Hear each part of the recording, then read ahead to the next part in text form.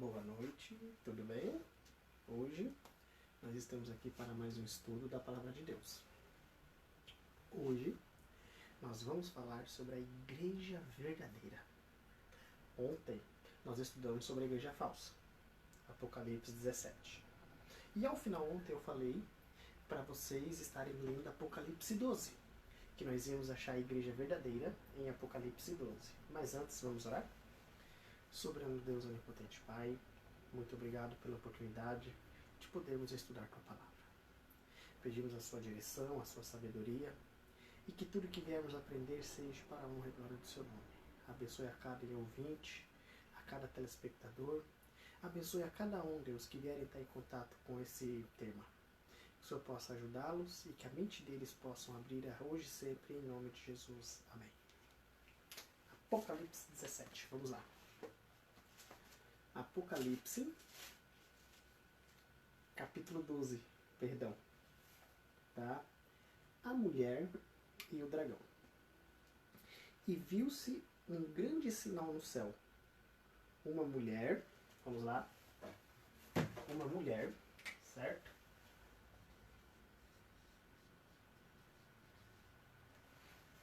Como estava essa mulher? Vestida de sol, certo? Vestida de sol, tendo uma lua debaixo dos pés, tá? Tendo uma lua debaixo dos pés e uma coroa de 12 estrelas. Coroa, 12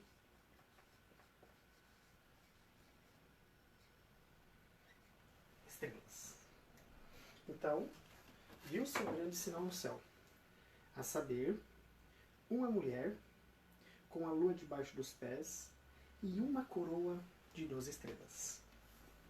Pois bem, nós vimos no estudo anterior, tá? Nós vimos no estudo anterior, o que nós vimos no estudo anterior?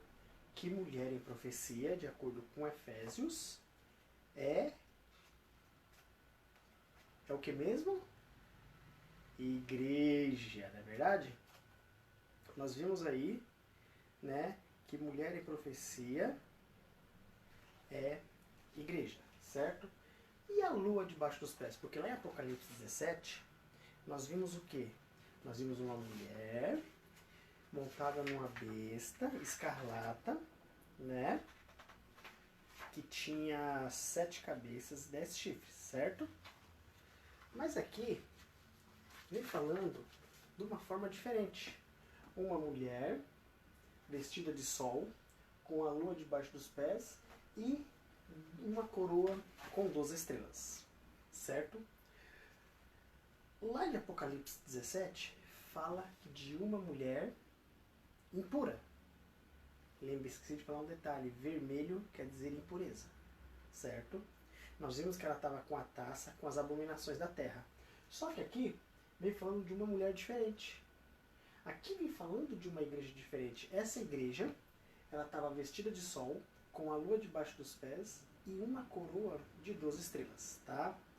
A mulher em profecia, nós sabemos que é a igreja, certo? O sol, gente, representa a Cristo. Vamos lá. Vamos para o livro de Salmos, tá? Vou colocar aqui, Salmos 84, 11. Então, aqui em Efésios 5, fala sobre a mulher, certo? A mulher em profecia é a igreja. O sol em profecia, de acordo com Salmos 84, 11, vamos ver o que significa? Sol em profecia. Vamos ver o que significa? Salmos 84, 11. Tá? Salmos 84. Deixa eu ver se é 84 mesmo. Eu não posso errar. Tá bom? Salmo 84, 11. Porque o Senhor Deus é um sol e escudo. O Senhor dará graça e glória. Não negará bem algum aos que andam na retidão. Então nós vimos que mulher em profecia é igreja, sol, Jesus, certo? O sol é Jesus. Então, mulher, igreja, sol, Jesus. Então, essa igreja ia refletir Jesus e falar de Jesus, certo? E a lua debaixo dos pés? O que significa a lua debaixo dos pés? Tá? O que significa a lua debaixo dos pés? A lua debaixo dos pés significa o sacrifício do Antigo Testamento. Essa igreja, ela ia refletir a Jesus, ensinar sobre Jesus e iria falar sobre o sistema de sacrifício do Antigo Testamento. Vocês entenderam? Essa igreja, ela ia falar de Jesus, refletir Jesus e ia falar do sistema de sacrifício do Antigo Testamento. Por quê? A lua reflete a luz do sol. Entendeu? A lua reflete a luz do sol. Se a lua reflete a luz do sol, o sistema de sacrifício era um reflexo do sacrifício de Cristo na cruz do Calvário. Você pode ver isso lá no livro de Hebreus, capítulo 9, leia na sua casa, tá? Hebreus capítulo 9, do verso 9 ao verso 12, o verso 23 e o verso 24. Vamos ver. Hebreus, capítulo 9, tá? Hebreus, capítulo 9, versos 9 a 12. Diz assim, que é uma alegoria, tá? Aqui está falando sobre o sistema de sacrifício do Antigo Testamento, que é uma alegoria para o tempo presente, em que se oferecem dons e sacrifícios, que, quanto a consciências, não pode aperfeiçoar aquele que faz o serviço, constituído somente em manjares, bebidas e variações, abluvações e justificações da carne, imposta até ao tempo da correção. Mas vindo Cristo, o sumo sacerdote dos bens futuros, por um maior e mais perfeito tabernáculo, não feito por mãos humanas, isto é, desta criação, nem por sangue de bodes e de bezerro, mas por seu próprio sangue, entrou uma vez no santuário, havendo efetuado uma eterna redenção. Verso 23. De sorte que era bem necessário que as figuras das coisas que estão no céu assim se purificassem, mas as próprias coisas celestiais com sacrifícios melhores do que estes. Aqui está falando do sacrifício do Antigo Testamento, porque Cristo não entrou num santuário feito por mãos humanas, figura do verdadeiro, porém no mesmo céu, para agora comparecer por nós perante a face de Deus. Então a lua, tá? A lua reflete a luz do sol.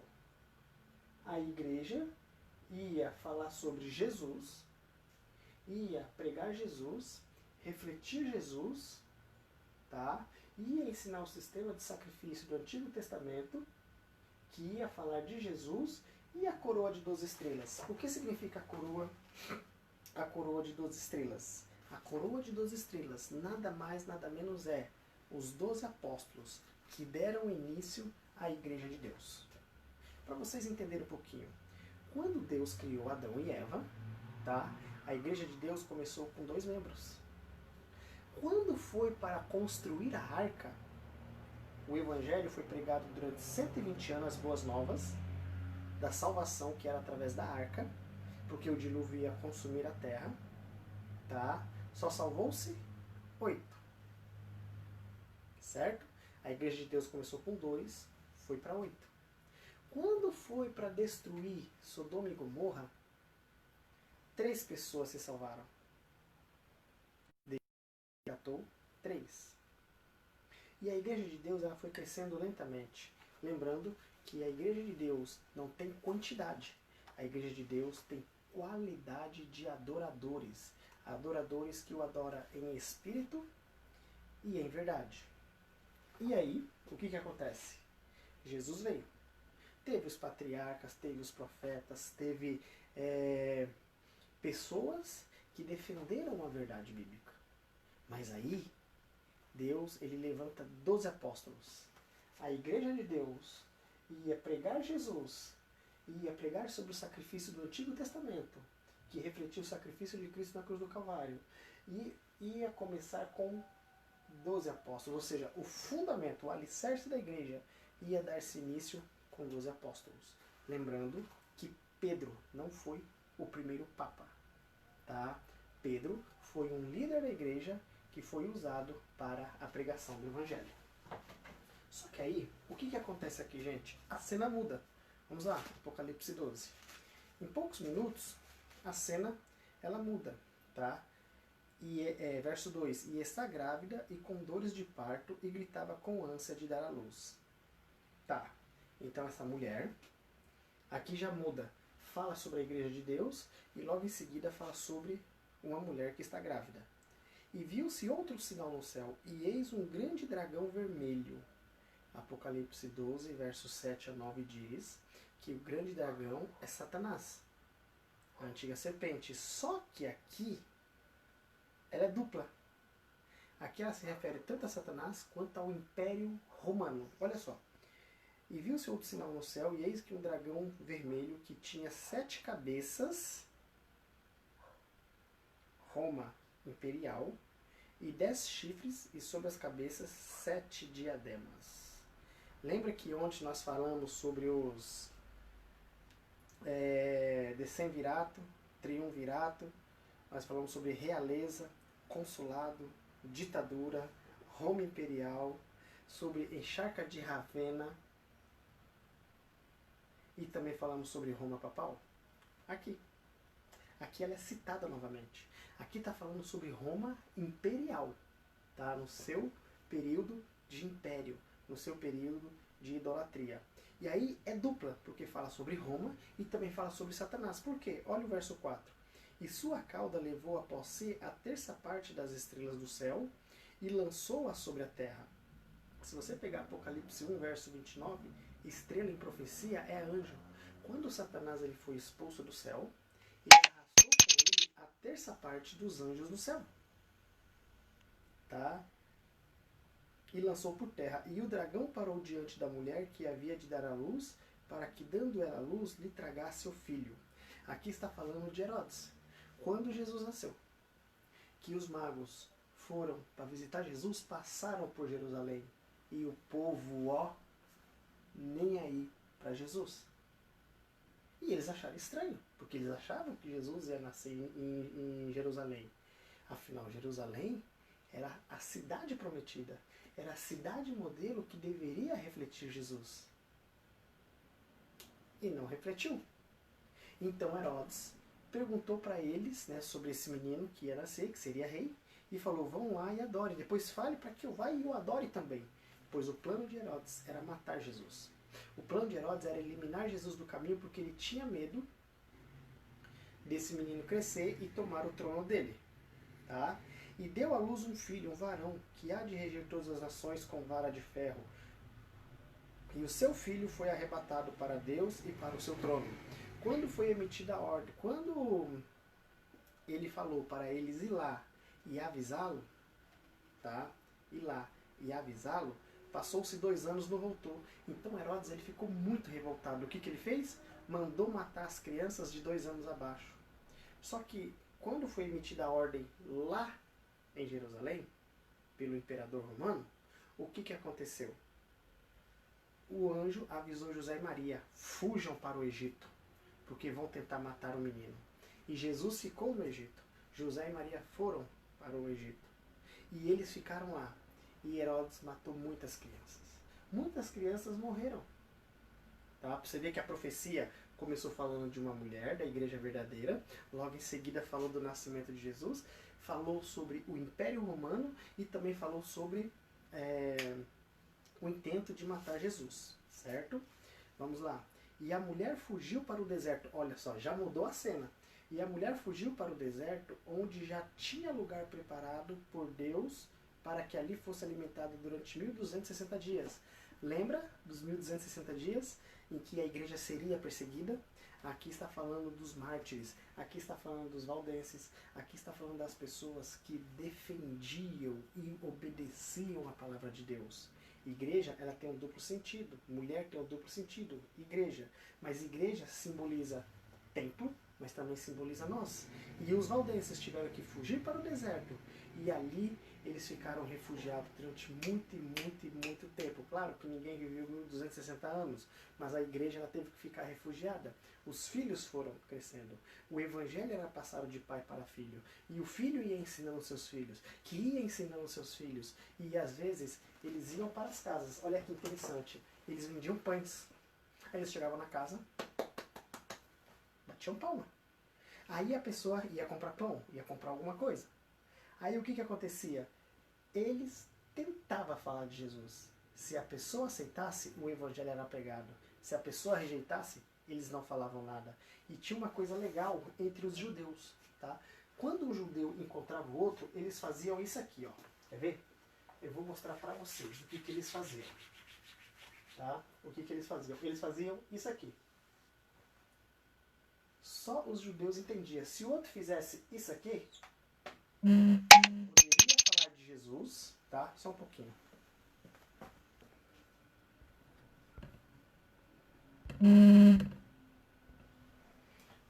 Poderiam falar de Jesus porque esse peixe era símbolo de Jesus. Então, eles poderiam falar de Jesus, tá? Porque o judeu fazia isso aqui. O outro fazia isso aqui. Então, poderia se falar de Jesus. Por que poderia falar de Jesus? Porque por causa desse símbolo do peixe. Entendeu? Por causa do símbolo do peixe. Entendeu? Por causa do símbolo do peixe. Então, os cristãos, gente, da época, tá? Eles faziam isso aqui, ó. Entendeu? Era feito isso aqui. Entendeu? De símbolo. Então, eles iam, eles pregavam, eles ensinavam. Quem aceitava o evangelho, ok. Quem não aceitava, eles ficavam quietos. Porque eles tinham medo de morrer. Então, a igreja que comenta que a igreja fugiu para o deserto. E quando começou isso? 538. Quando Justiniano passou o poder político para a igreja papal, para o papado, para a igreja romana.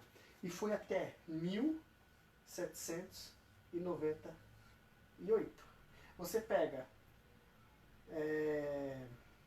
1798 menos 538, vai dar 1260 dias, em que a igreja de Deus ela foi perseguida, tá? A igreja de Deus ela foi perseguida e teve que fugir para o deserto. Nós já tratamos desse assunto, mas estou dando mais uma pincelada. E aí, gente, olha só. Começa falando da igreja verdadeira. Muda para o nascimento de Jesus. Aí já fala sobre Roma papal. Aí já fala sobre o nascimento de Cristo. Aí já fala de Herodes querendo... Roma imperial, desculpa. Aí já fala de Herodes querendo matar Jesus. Jesus tem que fugir para o Egito. Aí já fala dos 1260 dias, que foi de 538 até 1798, em que a igreja seria perseguida. E agora já muda o cenário de novo, tá? Já muda o cenário. Aí já fala de uma batalha que houve no céu, tá? E houve batalha no céu. Miguel e seus anjos batalhavam contra o dragão. E batalhava o dragão e seus anjos. Mas não prevaleceram, nem mais se achou seu lugar no céu. E foi precipitado o grande dragão, a antiga serpente, chamada Diabo, e Satanás, que engana todo mundo. Ele foi precipitado na terra, e os seus anjos foram lançados com ele. Aqui está falando de Satanás, tá? Para vocês entenderem. Deus não criou Satanás. Deus, ele criou um ser perfeito. Querubim, se eu não me engano, Satanás ele tinha 4 asas, porque existem 3 classes de anjos. Existem os anjos normais com 2 asas, os querubins com 4 asas e os serafins com 6 asas. Vamos lá para o livro de Isaías 14, do 12 a 14. Isaías 14, do 12 a 14. Vamos lá. Olha o que fala aqui. Como caíste do céu, ó estrela da manhã, filha da alva? Como foste lançado por terra? Temos que tomar cuidado, tá? Porque aqui está falando, ó, estrela da alva está em letra minúscula. Quando fala estrela da alva, letra maiúscula, estrela da manhã, refere-se a Jesus. Mas aqui está falando da criatura, letra minúscula. Temos que se atentar a isso, tá bom? Como for, porque teve um cidadão aí que falou que Jesus foi jogado fora do céu, que ele era Satanás. E não. Temos que prestar atenção, gente. Existe letra maiúscula, que se refere ao Criador, e letra minúscula, que se refere ao encardido. Ok? Vamos lá. Como foste lançado por terra, tu que debilitavas as nações, e tu dizias no teu coração, subirei ao céu, acima das estrelas de Deus, exaltarei o meu trono, e no monte da congregação me assentarei da banda dos lados do norte. Subirei acima das mais altas nuvens, e serei semelhante ao Altíssimo. Então Satanás ele quis ser mais que Deus. Quando que o nome dele mudou-se de Lúcifer para Satanás? Teve um momento no céu em que os anjos apelaram para os outros anjos. Porque na verdade, gente, o céu ficou dividido no meio. Não foi isso? De início não foi só a terça parte. Ficou a metade para o lado de Deus, a metade para o lado das trevas. E aí os anjos de Deus começaram a apelar para os anjos que estavam sendo iludidos por Satanás. E aí ficou a terça parte. Aí foram falar com a terça parte. E aí Satanás falou, olha, eu conheço bem a Deus. Lúcifer falou, eu conheço bem a Deus. O nosso caso está decidido. Nós não temos mais volta, não temos mais jeito. Foi o maior engano dele. Foi aonde mudou-se de Lúcifer para Satanás. E aí teve essa batalha no céu e ele foi precipitado para a terra. Vamos lá, Apocalipse 12. Tá? E ele foi precipitado, verso 9, o grande dragão, a antiga serpente que se chama Diabo e Satanás, que engana todo mundo. Ele foi precipitado à terra e seus anjos foram lançados com ele. E ouviu uma grande voz do céu que dizia, agora chegada está a salvação e a força e o reino do nosso Deus. E o poder do seu Cristo, porque já o acusador de nossos irmãos é derribado, o qual diante de nosso Deus os acusava de dia e de noite. Até antes da cruz, Satanás tinha acesso ao céu. Quando você lê o livro de Jó, você vê que os representantes dos mundos não caídos foram se apresentar diante de Deus. Quem foi? Não era para ter ido Satanás, era para ser Adão. Só que Satanás usurpou, Adão vacilou, né? Vamos usar a palavra, ele vacilou, e Satanás ele se intitulou o representante desse mundo. Então quando os anjos foram apresentar-se diante de Deus, quem foi? Satanás. Então até antes da cruz, Satanás ele tinha acesso ao céu. Quando Jesus morreu na cruz, acabou o acesso dele ao céu. Tá? Cadê? Que os acusava de dia e de noite. E eles o venceram pelo sangue do Cordeiro e pela palavra do seu testemunho, e não amaram a sua vida até a morte. Aqui está falando dos mártires. Aqui está falando daquelas pessoas que morreram queimados. Sabe, lá no Coliseu, quando ia ter espetáculos de cristão, que os animais ficavam 10, 15, 20 dias sem comer, que jogava cristão lá dentro, o que acendia o corredor era outros cristãos, que eles pegavam piche, pregavam na parede e ateavam fogo. Tá? Essas pessoas não amaram a vida, pois elas eram nada mais, nada menos que seguidoras fiel de Deus. Elas obedeciam à lei de Deus. Elas obedeciam ao que Jesus pedia. Então essas pessoas aqui comentam que eles o venceram pelo sangue do Cordeiro. Foi em nome de Jesus que venceram a Satanás. E eles não amaram a própria vida. Pelo que alegrai-vos ao céu, e vós que neles habitais, mas ai dos que habitam no mar e na terra, porque o diabo desceu até vós, e tem grande ira, porque pouco tempo lhe resta. O tempo está esgotando. Satanás está fazendo uma ruaça. E se eu e você não tomarmos cuidado, nós vamos nos perder. Então é muito importante eu e você buscar a Deus nas primeiras horas de cada manhã. É muito importante eu e você obedecer aos mandamentos de Deus. Sabe por quê? Porque Satanás desceu cheio de ira, sabendo que pouco tempo lhe resta, e ele vai queimar, E se eu e você se perder, ele vai olhar para nossa cara, eu tô indo, mas você tá indo comigo, e vai dizer para Deus, ó, vai comigo, seu sacrifício, ó. E aí você vai lembrar das oportunidades que bateram na sua porta e você rejeitou. Você vai lembrar dos estudos que você teve e você rejeitou. Você vai lembrar das vezes que você tinha a Bíblia na sua casa e você rejeitou. Das horas que você trocou a oração, o estudo da Bíblia por novela, por futebol, por filme. Você vai lembrar das vezes que foram te aconselhar e você virou as costas. Você vai lembrar de tudo. Só que vai ser tarde, tarde demais. Da mesma forma que quando Noé foi advertir os antediluvianos, ficaram zombando dele, hoje estão zombando dos cristãos que pregam sobre a volta de Jesus. O mundo não vai ser destruído. O mundo vai ser purificado pelo fogo. Vai descer fogo do céu, vai subir fogo com o enxofre da terra e vai eliminar pecado, infelizmente pecador, vai eliminar o diabo, vai eliminar os seus anjos. Acredite você ou não, esteja você preparado ou não, esteja eu preparado ou não, acredite eu ou não, Jesus ele vai voltar. E quando o dragão viu que fora lançado na terra, perseguiu a mulher que dera luz ao varão. Aqui volta a falar da igreja de novo. E foram dados asas, 2 asas de grande águia, para que voasse para o deserto. Olha a repetição de novo. E o seu lugar onde é sustentada por um tempo, tempos e metade de um tempo fora da vista da serpente.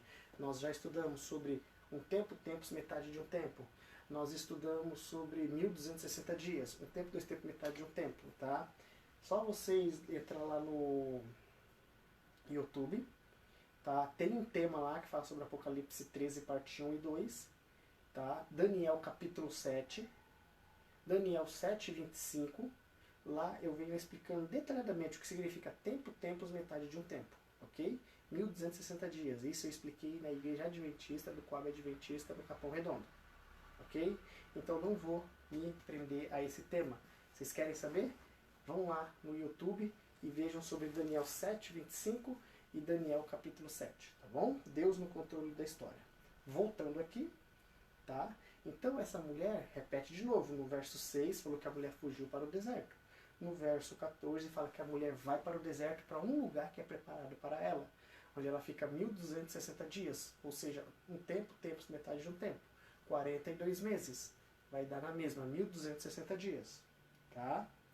E detalhe, fora da vista da serpente, Satanás, ele usou o papado para matar o povo de Deus. Muitos morreram. John Hus, Calvino, Jerônimo, fora os valdenses, fora aqueles que quando ia pregar o evangelho eram feitos tipo uma arapuca para eles e eles caíam e eles eram mortos. Por amor? Por amor ao evangelho. E essa parte que eu quero falar com vocês, ó gente. E a serpente lançou da sua boca atrás da mulher água como rio, para que pela correnteza a fizesse arrebatar. Satanás ele criou a geologia. A geologia é uma ciência falida que tenta provar a teoria da evolução. Então Satanás ele criou um meio para destruir o que a igreja verdadeira, aquela igreja que eu citei aqui, sabe? Aquela igreja que cria em Jesus, que pregava o sacrifício do Antigo Testamento, mulher vestida de sol que representa Jesus, com a lua debaixo dos pés, é sistema de sacrifício do Antigo Testamento, e que os alicerces foram fundados a partir dos 12 apóstolos. Vocês lembram que eu falei aqui agora há pouco? Que a Igreja de Deus começou com 2 membros, depois foi para 3, depois foi para 8, e foi crescendo, e foi crescendo, e foi crescendo, e foi crescendo, e vocês vão saber que igreja é essa no final, porque a Bíblia ela vai responder. Então, essa igreja é a igreja que está preparando o povo para ir para o céu. É essa igreja, porque Deus ele tem 2 igrejas na terra, viu? Ele tem a igreja visível com uma placa e a igreja invisível que estão espalhadas pela terra. Então essa serpente, ela criou a geologia, Satanás criou a geologia para tentar fazer a população crer no evolucionismo. E a parte interessante, que na evolução, não fala lá que no zoológico de São Paulo surgiu novos seres humanos que saíram do macaco? Ah, A evolução começou a surgir a partir da explosão do Big Bang. Se você explode uma coisa, ela não vai juntar, ela vai esparramar. Vocês entendem a situação? Então a teoria da evolução é uma teoria falida, a geologia, fraca. Só que aí, Deus, ele tinha um plano que Satanás não sabia. E a terra ajudou a mulher. E a terra abriu a boca e tragou o rio que o dragão lançara de sua boca. Surge a arqueologia. A arqueologia, ela estuda... Eu acho interessante da arqueologia que eles pegam. É uns coisinhas pequenininhos, tipo uma enxadinha, e vai escavando. Eu não tenho essa paciência. E ali eles acham aqueles coisinhas, com um pincelzinho eles limpam. E eles começam a montar os quebra-cabeça. A arqueologia mostra que a geologia, é fraca. A teoria da evolução não é nada mais, nada menos uma contrafação do que Satanás queria fazer. Porque Satanás não tem poder para criar, mas ele tem poder para mentir. Então Deus ele põe em cena a arqueologia, que comprova a veracidade da Bíblia. E aí volta-se para a mulher de novo. E o dragão e Satanás... Vou ler agora traduzido, tá? E Satanás irou-se contra a igreja. E foi fazer guerra ao resto da sua semente, que somos nós. Que igreja é essa? Essa igreja, ela guarda os mandamentos de Deus. Presta atenção. Essa igreja, ela guarda os mandamentos de Deus. Quando fala os, não é 9, é os 10 mandamentos de Deus. E tem o testemunho de Jesus. O que é o testemunho de Jesus, gente? Apocalipse 19:10. Estamos caminhando para o fim. Apocalipse 19:10 diz assim: E eu me lancei aos seus pés para o adorar, mas ele me disse, olha, não faças tal. Sou teu conservo e de teus irmãos, que têm o testemunho de Jesus e adora a Deus. Porque o testemunho de Jesus é o espírito da profecia. Deus, ele tem uma igreja. Essa igreja, ela guarda os mandamentos de Deus. Vocês querem saber quais são os mandamentos de Deus? Eu falei ontem, mas vou falar hoje de novo. Vamos lá, eu espero. Êxodo capítulo 20, do verso 1 ao 17. Abre lá. Êxodo capítulo 20, do verso 1 ao 17. Já abriram? Então vamos lá. Começa dizendo assim: Então falou Deus todas essas palavras. Não é o Wagner que está falando. É Deus. Então falou Deus todas essas palavras. Eu sou o Senhor teu Deus, que te tirei da terra do Egito e da casa da servidão. Opa! Então Deus, ele tirou o povo de Israel do Egito, em que eles eram servos. Certo? Hoje Deus te tirou da escravidão do pecado, te libertou das garras de Satanás. Aí começa dizendo, não terás outros deuses diante de mim. Tudo que você coloca em primeiro lugar a não ser Deus é idolatria. Certo? Não farás para ti imagem de escultura, nem semelhança alguma do que é em cima no céu, nem embaixo na terra, nem nas águas debaixo da terra. Não as adorarás, nem lhes prestarás culto, porque eu sou o Senhor teu Deus, Deus zeloso. Presta atenção nessa parte. Que visito a iniquidade dos pais dos filhos, até a terceira e a quarta geração daqueles que me aborrecem. E faço misericórdia até 1000 gerações daqueles que me amam e guardam os meus mandamentos. Ou seja, o que eu fizer hoje, a minha quarta geração ela vai pagar pelo que eu fiz. É ruim, né? Por isso que nós temos que tomar cuidado. Não tomarás o nome do Senhor teu Deus em vão, o terceiro mandamento. Porque ele não terá por inocente o que tomar seu santo nome em vão. Se eu digo que sou cristão e não faço jus, eu estou tomando o nome de Deus em vão. Se eu ouço uma música em que se pronuncia o nome de Deus e canto, eu estou tomando o nome de Deus em vão. Se eu assisto uma novela e a pessoa fala, ai meu Deus, estou tomando o nome de Deus em vão. Se tem uma placa de igreja que não ensina os mandamentos de Deus corretamente, ela está tomando o nome de Deus em vão. Terceiro mandamento. Quarto mandamento. Lembra-te. Porque Deus sabia que o ser humano ia esquecer. Lembra-te do dia de sábado para o santificar. 6 dias. Domingo, segunda, terça, quarta, quinta, sexta. Trabalharás e farás todo o teu trabalho. Mas o sétimo dia é o sábado do Senhor teu Deus. Não farás nenhum trabalho, nem tu, nem teu filho, nem tua filha, nem teu servo, nem tua serva, nem teu animal, nem o estrangeiro das tuas portas para dentro. Ou seja, se alguém vier em casa visitar a gente, vou lavar a louça. Não, deixa que eu lavo depois do pôr do sol.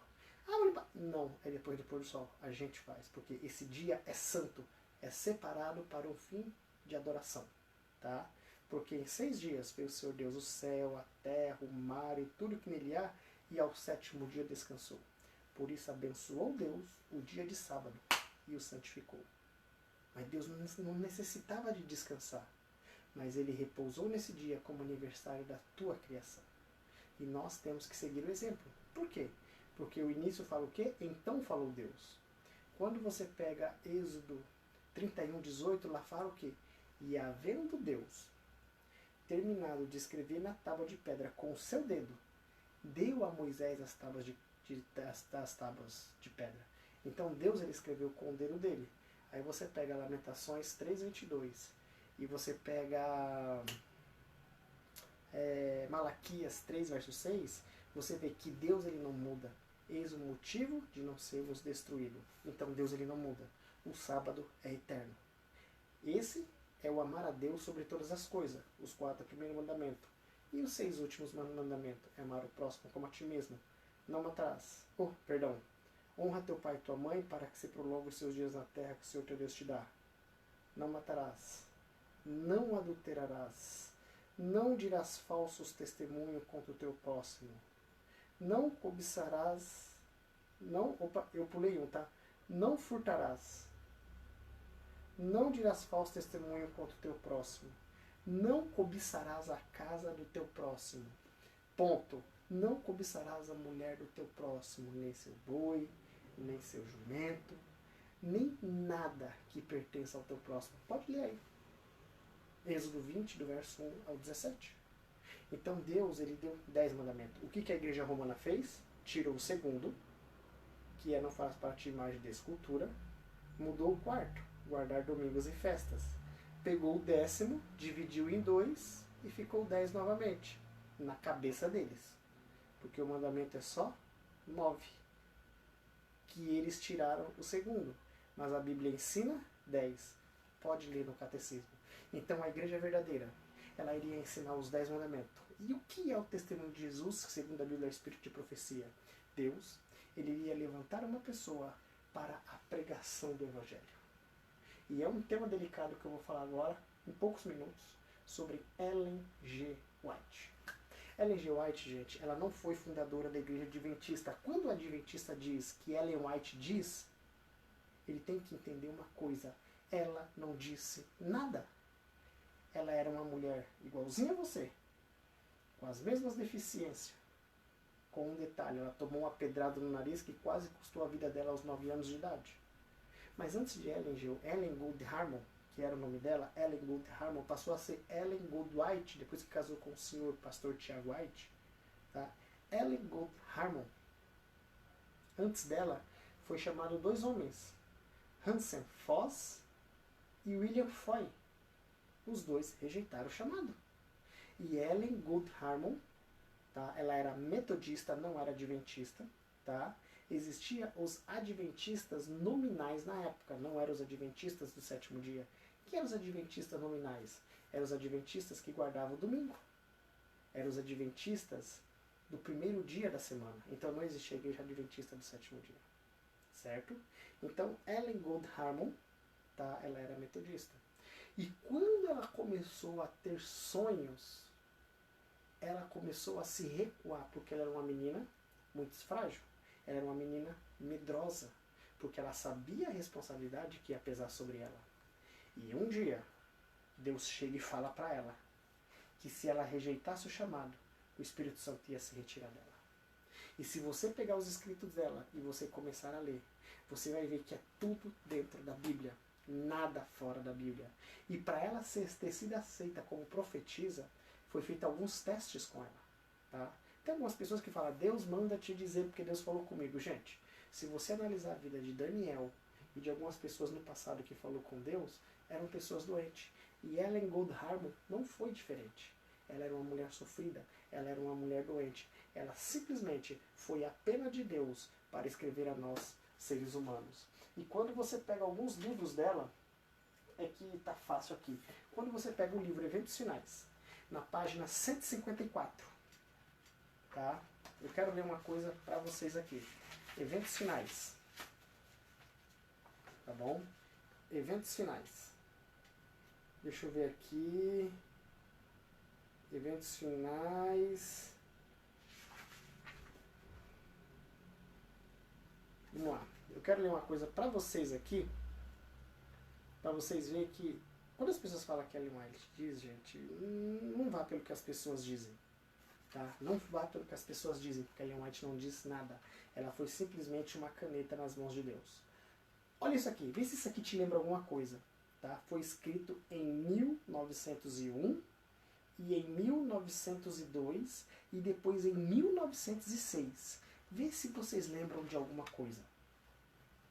Eu não vou ler o título, que vocês vão saber o que é. Mas vejam bem, tá aqui a data, tá? 1901, tá no livro Mensagens Escolhidas, volume 3, página 418 e 419, tá?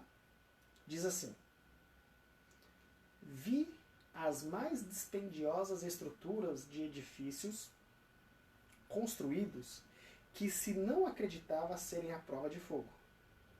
E assim como Sodoma pereceu nas chamas da vingança de Deus, essas suntuosas construções também se transformarão em cinzas. Os lisonjeiros monumentos da grandeza humana serão reduzidos a pó, mesmo antes que sobrevenha ao mundo a última grande destruição. Então aqui ela está falando de alguns edifícios que seriam destruídos antes do tempo do fim. Deus está retirando o seu espírito das ímpias cidades, as quais se tornaram como a grande cidade do mundo antediluviano, e como Sodoma e Gomorra. Suntuosas mansões, maravilhas de habilidades arquitetônicas, serão destruídas num só momento para o outro, quando o Senhor notar que os proprietários excederam os limites do perdão. A destruição pelas chamas de majestosos edifícios se presumia serem a prova de fogo. É uma ilustração de como em pouco tempo a arquitetura da terra jazerá em ruína. As pessoas continuarão a erigir edifícios dispendiosos que custem milhões de dólares. Será dada especial atenção à sua grandeza arquitetônica e à firmeza e solidez com que serão construídos. Mas o Senhor me informou que, não obstante a extraordinária firmeza e o dispendioso aparato, esses edifícios terão o mesmo fim que o Templo de Jerusalém. Deus não tem executado sua ira sem misericórdia. Sua mão ainda está estendida. Sua mensagem precisa ser transmitida na grande Nova York. Uma ocasião, achando-me eu na cidade de Nova York, fui convidado à noite para contemplar, e isso não havia sido construído ainda, tá?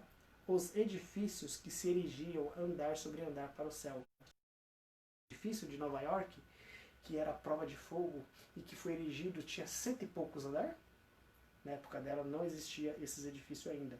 Garantia-se que esses edifícios seriam a prova de fogo e haviam sido construídos para glorificar seus proprietários e construtores. A cena que em seguida passou perante mim foi um alarme de fogo. As pessoas olhavam os altos edifícios, supostamente à prova de fogo, e diziam: estão perfeitamente seguros, mas esses edifícios foram consumidos como se fosse feito de piche. Os aparelhos contra incêndio nada podiam fazer para deter a destruição. Os bombeiros não conseguiam fazer funcionar a máquina. Lembra do World Trade Center? Foi escrito em 1909. Lembra do World Trade Center? As Torres Gêmeas? O Pentágono? Deus advertiu em 1906. Então, Ellen Gold Harmon, ela foi simplesmente uma mulher chamada por Deus. Foi a última profetisa do século. Era para ter sido um dos dois homens. Falharam. Aí veio ela e deu a mensagem. O Espírito Santo ia se retirar dela. Tá? E teve uma ocasião em que a Hayville ia construir uma casa publicadora. Se eu não me engano, eu não lembro agora a cidade, tá? Não vou citar para não correr o risco de errar. né? Ia construir em um determinado lugar. E Deus falou para ela, vai e fala para eles não construir. E eles foram e construíram. Sabe o que aconteceu? Pegou fogo. E Deus Deus deu inúmeras visões para ela, tá? De que o povo de Deus seria aprovado. O povo de Deus seria caçado. Então, a Igreja Adventista do Sétimo Dia, tá? Não crê que Ellen White foi a fundadora.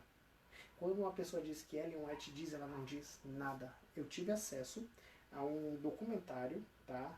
No NASP, em que foi escrito por ela. Ela diz o seguinte, eu nunca esqueci essa parte, tá bom? Que não era jamais para a luz menor substituir a luz maior, mas sim a luz menor te guiar à luz maior, que é a palavra de Deus, para você poder entender a palavra. E vocês podem ver que desde quando eu comecei, é hoje que eu estou falando sobre um dos escritos dela, porque é a luz maior, é a luz que vai te conduzir para a eternidade. E ela ainda continua. Muito me entristecer-me-ia se eu visse os meus escritos sendo colocado no lugar da Bíblia. Então, gente, quando uma pessoa diz, que Ellen White diz, essa pessoa, ela não sabe o que está dizendo, porque tudo é Deus que está dizendo. Lembra quando eu falei essa semana que Deus tinha a maioria dos salvos dentro da Igreja Católica, um grande número? É um livro que ela escreveu, Mensagem Escolhida, volume 3. Mas quem ditou o livro? Deus. Deus falou para ela que dentro das igrejas protestantes teria um grande número de pessoas e uma boa parte dentro da Igreja Católica. Então, gente, entendam, a Igreja de Deus, ela guarda os 10 mandamentos e tem o espírito de profecia, que é a última mensagem para os habitantes da Terra. E eu quero fazer uma prova com vocês agora. Vamos fazer uma prova. Vamos descobrir a Igreja verdadeira. A Igreja verdadeira, ela guarda os 10 mandamentos e tem o testemunho de Jesus, certo? Eu citei alguns nomes aqui. Católica, tá? Eu gosto muito do povo católico. Assembleia de Deus. Gosto muito do pessoal da Assembleia de Deus. Quando eu vou lá, me tratam com carinho. São pessoas carismáticas. Trabalho com pessoas da Assembleia de Deus. Entendeu? São pessoas, ó, carinhosas. Entendeu? Testemunha de Jeová. Né?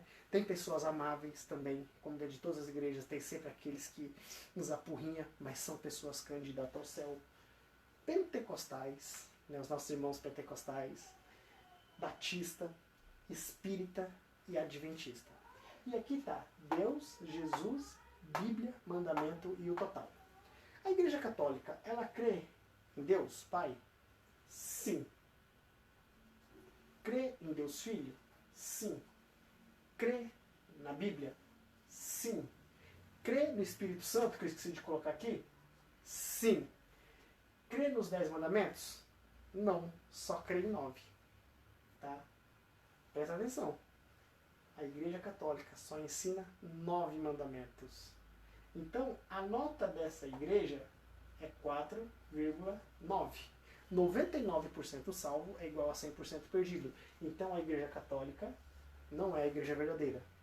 Os nossos irmãos assembleanos creem em Deus Pai? Com certeza. É um povo fervoroso. Creem em Deus Filho? Sim. Crê no Espírito Santo? Sim. Crê na Bíblia? Sim. Só que cai no mesmo erro da Igreja Católica Apostólica Romana. Não crê que Jesus... não crê que Jesus é Deus. Olha só. Não crê os 10 mandamentos. Só crê em 9. Eles anulam o sábado. Então é 4,9. O testemunho de Jeová. Crê em Deus Pai? Sim. Crê em Jesus como Deus? Não. Crê no Espírito Santo como Deus? Não. Crê na Bíblia? Mal menos.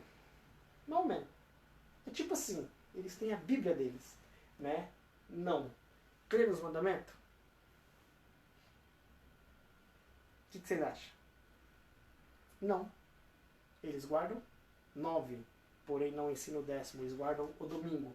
Então, 1,9 para os testemunhos de Jeová. Também não a Assembleia não é a igreja verdadeira, os testemunhos de Jeová não é a igreja verdadeira. E os nossos irmãos pentecostais? Creem em Deus Pai? Com certeza. Creem em Deus Filho? Deus Filho? Oxi, com certeza. Creem no Espírito Santo?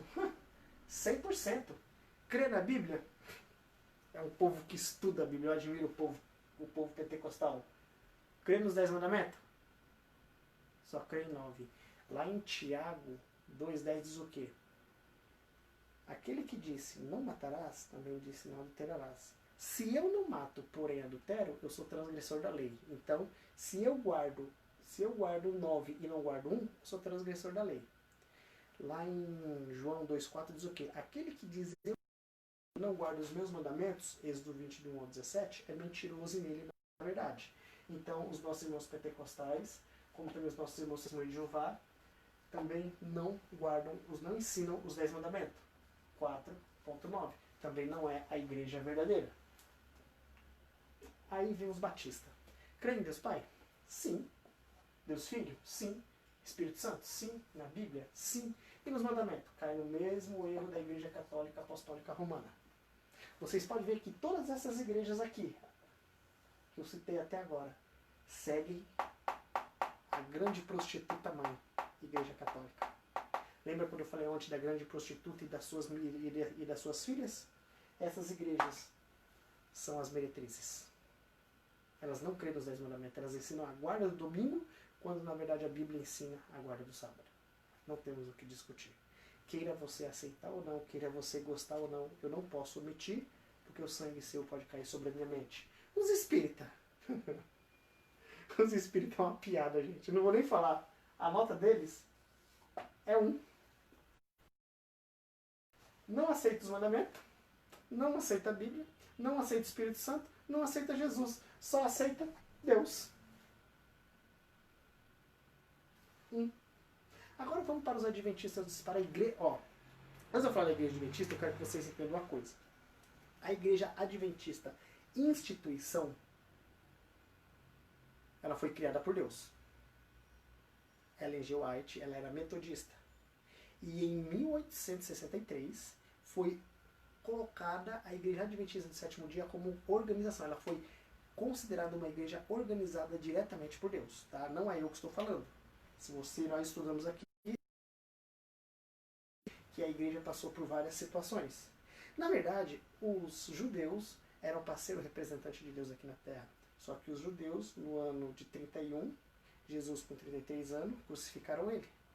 No ano de 34, apedrejaram Estevão. Acabou-se a oportunidade deles. A salvação passou aos gentios. E Deus cria, e a Igreja Adventista do Sétimo Dia começou com 12 apóstolos. Tá? 12 apóstolos. E a Igreja Adventista está hoje. Aí vamos lá para a prova. Crê em Deus Pai? Sim. Crê em Deus Filho? Sim. Crê em Deus Espírito Santo? Sim. Crê na Bíblia? Sim. Crê nos mandamentos? Sim. A nota é 5. Não é porque eu sou adventista do sétimo dia que eu estou falando. Para finalizar, vou contar uma historinha para vocês. Quando eu fui para a igreja adventista, eu tinha 5 anos de idade. Só que eu não sou piolho para ir pela cabeça de ninguém. Quando eu fiquei de maior não, quando eu tinha 13 anos, eu comecei a visitar várias igrejas. Fui na Católica, fui na Quadrangular, que infelizmente faz parte da filha da grande meretriz, tá? Que a Quadrangular também não crê nos mandamentos, só em 9. Fui na congregação. Congregação, gente, eu gosto da congregação, mas eles pregam contra o dízimo e também ensina a guarda do domingo. Faz parte da grande meretriz. Fui na Católica e fui a igreja que eu mais gostei foi a Assembleia de Deus. Eu lembro que uma vez, quando eu era torcedor de São Paulo fanático, eu entrei dentro da igreja, Assembleia, com a camisa de São Paulo. Eu me senti tão mal que eu fui em casa, troquei e voltei. O culto na igreja adventista é das 7 às 8. Na Assembleia era das 7 às 9. Eu ia na igreja adventista, das 7 às 8, e depois eu ia para a Assembleia assistir o culto. Porque é um povo que eu gosto muito. Mas infelizmente não preenchem todos os requisitos da Bíblia. A Assembleia é um povo amável. É um povo carismático. Tá? E não só da Assembleia, da Quadrangular, de outras denominações. A única religião que eu não fui foi na... Eu cheguei na porta e eu não gostei. Foi a Universal. A Universal é um terreiro espírita. A Fogueira Santa de Israel. Tá? Aquela fogueira santa que eles fazem lá, aquela fogueira maluca. E o Vale do Sal Grosso é tirado do espiritismo. E um pai de santo comentou com a gente que eles faziam o despacho deles lá para Satanás incorporar e entrar dentro das igrejas e atormentar as pessoas. tá bom? Então, se você for na Catedral da Sé ou qualquer igreja grande universal, existe a mesa branca em que você pode se consultar lá. Você paga em média de 10 a 15 reais. Então, é um espiritismo disfarçado, está só tirando dinheiro da população. Então, eu gostei muito da Assembleia. Muito. Tanto que se a Igreja Assembleia tivesse a mesma nota que a Adventista, eu estava lá. Eu estava lá. Mas ela não tem. Ela não tem. Então, eu falei, eu vou continuar na Igreja Adventista, eu vou estudar a Bíblia. Eu comecei a estudar. E eu vi nas profecias que a Igreja Adventista do Sétimo Dia, igreja, nós, Adventista, que guarda o advento de Cristo do sétimo dia, se distingue como os guardadores do sábado, é a igreja da profecia, é a igreja verdadeira. Agora, as pecinhas que estão dentro dela é que não faz jus ao testemunho que ela ensina a dar. Aí surge uns irmãos aí que monta Adventista da Reforma, né, que fala Salamassuia, Salamahá, Salamacá, Salamali, Salamaqui, começa a falar em línguas que não procede de Deus. Aí surge os adventistas da Reforma, que são fanáticos, fala que quem não for vegetariano não vai para o céu, né? Surge os adventistas da Missão, que, se eu não me engano, até os domingos eles guardam, entendeu? Chamados adventistas nominais. Mas a igreja adventista do sétimo dia, ela nasceu na mente e no coração de Deus. Eu não estou sendo presunçoso, eu não estou sendo hipócrita. Se eu não te ensinar a verdade, o sangue vai cair sobre a minha cabeça. Então, gente, a igreja verdadeira é a igreja adventista do sétimo dia. É a igreja da profecia. E queira você aceitar ou não, é a igreja que vai ficar de pé no tempo do fim. A única igreja que não vai se unir à grande prostituta mãe é a igreja adventista do sétimo dia. Todas as igrejas vão se unir à igreja católica e só a adventista do sétimo dia que não. E dentro da igreja adventista existem duas classes de pessoas. Na verdade, três. Tem aquelas pessoas que vão permanecer firmes nos caminhos de Deus. Tem aquelas pessoas que vão para as outras denominações. E tem aquelas pessoas que vão sair da igreja para não voltar nunca mais. A peneira está sendo sacudida. E está tendo muitas pessoas que estão saindo, não só da igreja adventista, das outras denominações. Nas outras denominações estão ficando só as pessoas fiéis, que na hora exata vão se ajuntar à igreja adventista do sétimo dia, ao pequeno povo guardador do sábado. E vocês querem ver? Eu falei que Deus tem duas igrejas. Não falei? Mostrei a igreja adventista na Bíblia, agora eu vou te mostrar a outra igreja para nós finalizarmos. João 10,16. Ainda tem outras ovelhas, que não são deste aprisco, da igreja adventista do sétimo dia. Também me convém agregar estas, e elas ouvirão a minha voz, e haverá um só rebanho e um só pastor. Então Deus, ele tem a igreja visível, adventista do sétimo dia, e a igreja invisível, tá? E a igreja invisível, que é a que estão dentro das outras denominações. E a sacudidura está correndo solto. O que é sacudidura? É as provas que vêm dentro da igreja e aqueles que não oram, aqueles que não estudam a palavra, eles estão caindo fora. E só está ficando o crente fiel. E quando chegar o momento, vai se cumprir a profecia de Apocalipse. Eu confundo muito essa passagem, então eu prefiro abrir para não falar besteira. Tá? Eu sei ela de cor, eu só vou ver aqui e vou falar para vocês, tá bom? Eu confundo Apocalipse 18:4 com 21:4, tá? Apocalipse 18:4 diz o seguinte, tá? Ouvi outra voz do céu que dizia: sai dela, povo meu, para não ser descumprido nos seus pecados e não participar dos seus flagelos. No momento exato, o crente fiel vai se juntar à igreja adventista do sétimo dia e vão pregar com todo o fervor, com todo o alto clamor, a última mensagem de advertência ao mundo. Para os adventistas do sétimo dia, presta atenção, para os adventistas do sétimo dia, a porta da graça vai se fechar na hora nona com o decreto dominical. E aí vai dar-se início ao julgamento dos vivos. E para os que não são adventistas do sétimo dia, a porta da graça vai se fechar na hora 1/10, quando o povo que é estudioso da Bíblia vai levar a mensagem, o alto clamor, vai pregar com tanto poder que as pessoas que estão nas outras denominações vão enxergar o Espírito Santo nessas pessoas e vão se ajuntar ao povo de Deus. Irão pregar nos grandes tribunais.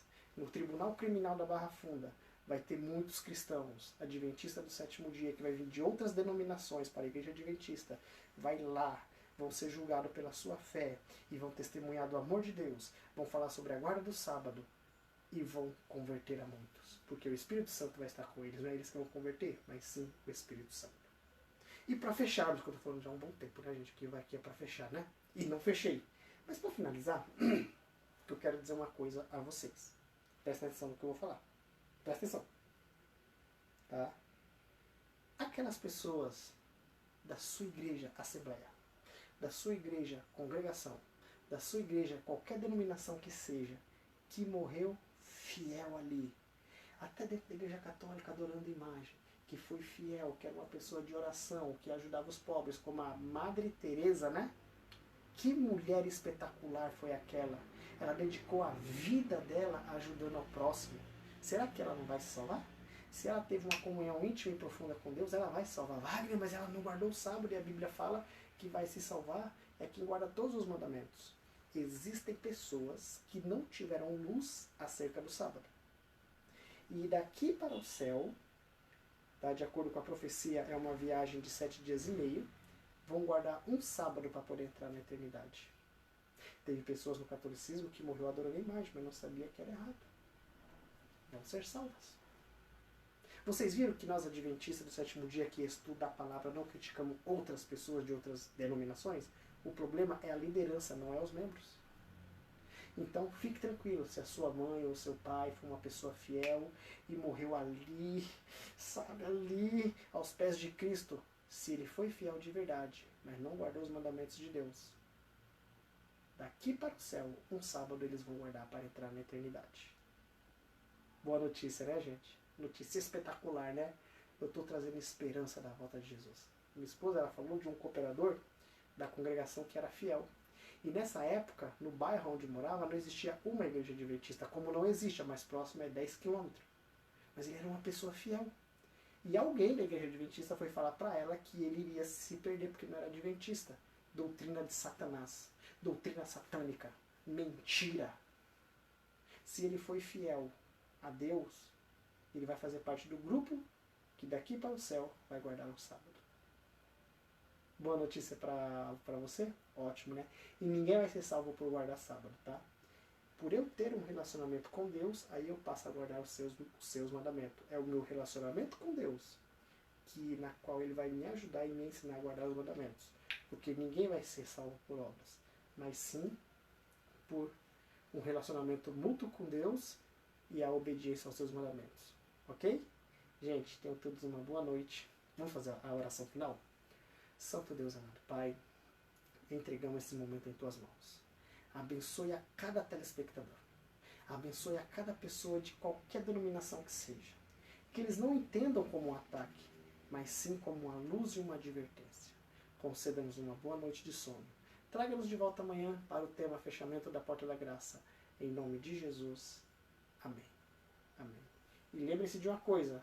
A voz é minha, mas a palavra é de Deus. Fique com Deus. Tchau.